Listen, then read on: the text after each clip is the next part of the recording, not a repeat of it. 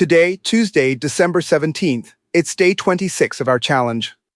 As we promised, this is our last video of the year, and we're going to update the pending results of the three-level method. As you may recall, with this method, we divided a total of 300 bets into 3 segments of 100 each. In the first segment, we already won 32 bets.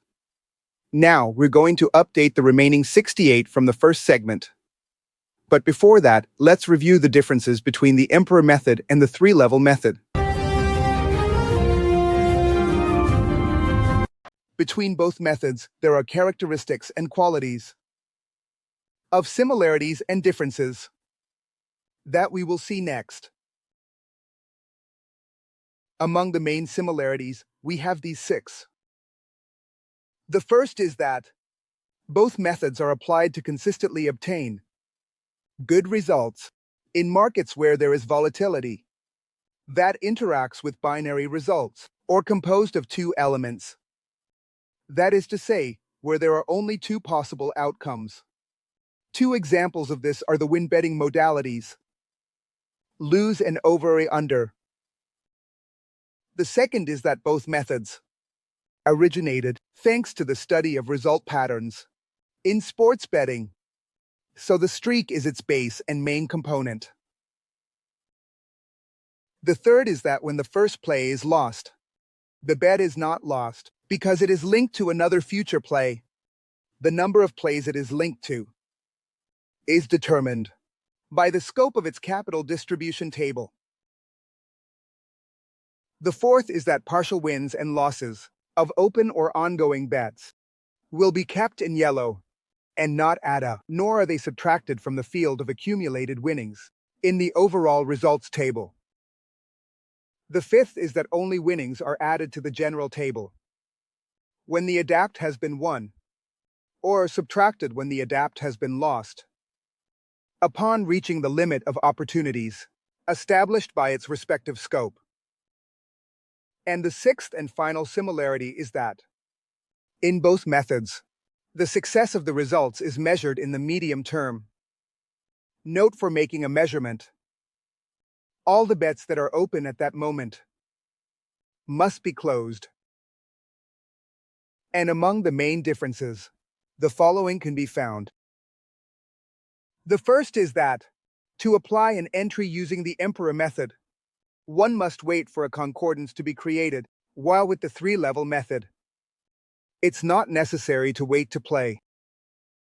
The second difference is that the Emperor method has a range of 11 positions that represent 11 opportunities to make a correct play and win the bet, while the three-level method has a different scope, although that information is not available.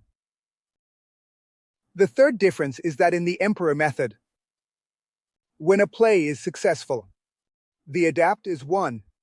However, in the three-level method, it is not always like this, since sometimes one might need to successfully make several plays to win the adapt, although the exact number of plays is not available. The fourth and final difference is that the Emperor method, it only applies in the regular seasons, unlike the three-level method that can be applied from the preseason to the postseason. Now, let's show the results of these games directly so you can confirm their validity yourselves. We will present the results in this table. As you can see, the first column shows the adapt number and right next to it, the day it was won. At the end, the last column indicates whether the bet was in the ATS or total modality. This information is available for you to verify freely.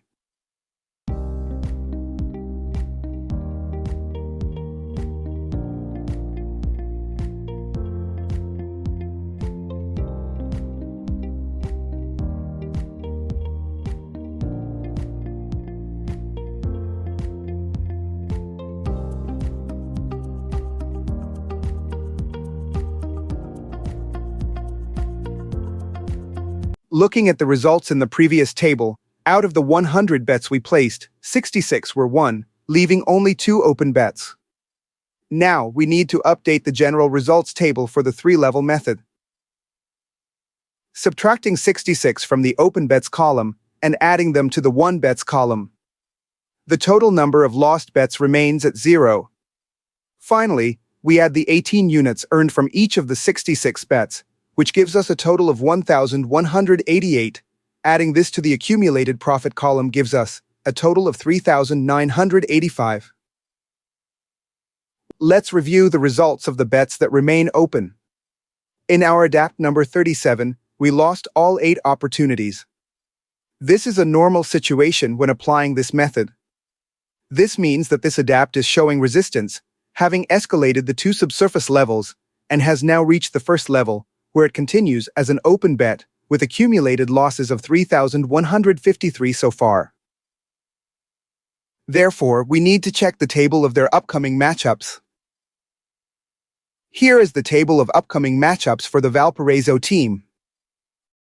And according to the method's guidelines, we place the following bets.